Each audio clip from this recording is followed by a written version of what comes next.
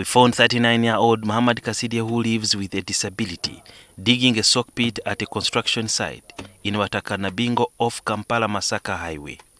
What stands out is that he uses one arm to execute this taxing manual job.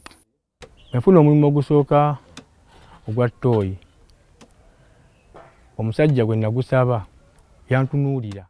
first job I got, the client thought I would not use one arm to dig pits.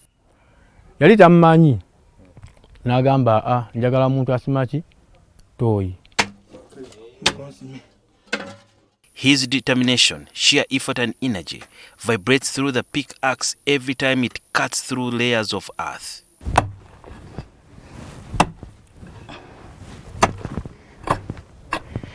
It is quite an energy-draining kind of job that Medi has been doing for the last 12 years. This pit is already 14 feet. And as you can see, he's been drenched in sweat because it gets hotter as you go down because it closes the air supply or oxygen into this very pit as he gets deeper. And according to him, the moment he reaches about 25 feet, which is supposed to be the exact measurement of the depth that the owner wants, he will need some people to aid him, especially when he reaches a time to carry out the soil that he's tilling from down. If you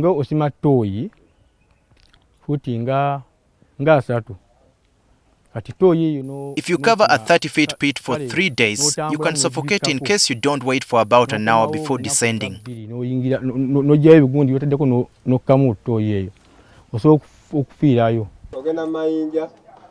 After digging up the base of the pit, Kasirye tosses out the soil 15 feet using a spade. According to the father of 3, he first ventured into farming before resorting to digging pits, a job which has become his main source of survival. I used to be a maize farmer. However, the cost of planting materials was expensive compared to the price of the produce. I had to quit. Fabian Kamunvi, a plumber who works on the same site with Kasirye, gave him his first sock pit digging job. At first I didn't believe. I gave him a chance. He proved me wrong. The first job he did in 2012 opened doors for Kasirye, but it's not easy for him to find jobs. Since the field he deals in, he can only survive on recommendations. This is my first time in 12 years that someone has filmed my work.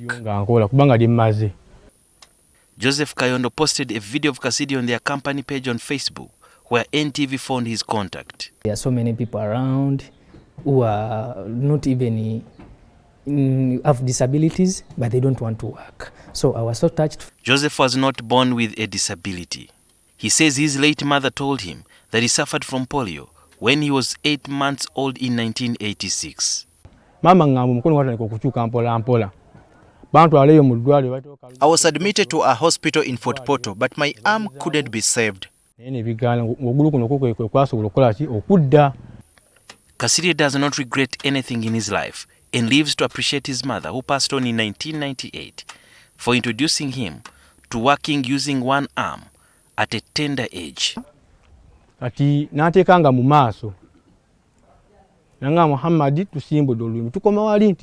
mother made sure that I did perfect handwork at an early age. I've appreciated work since childhood.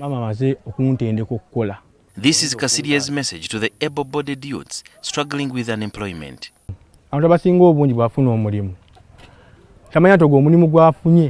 Most people don't take the first job seriously. I treat every job as life-changing.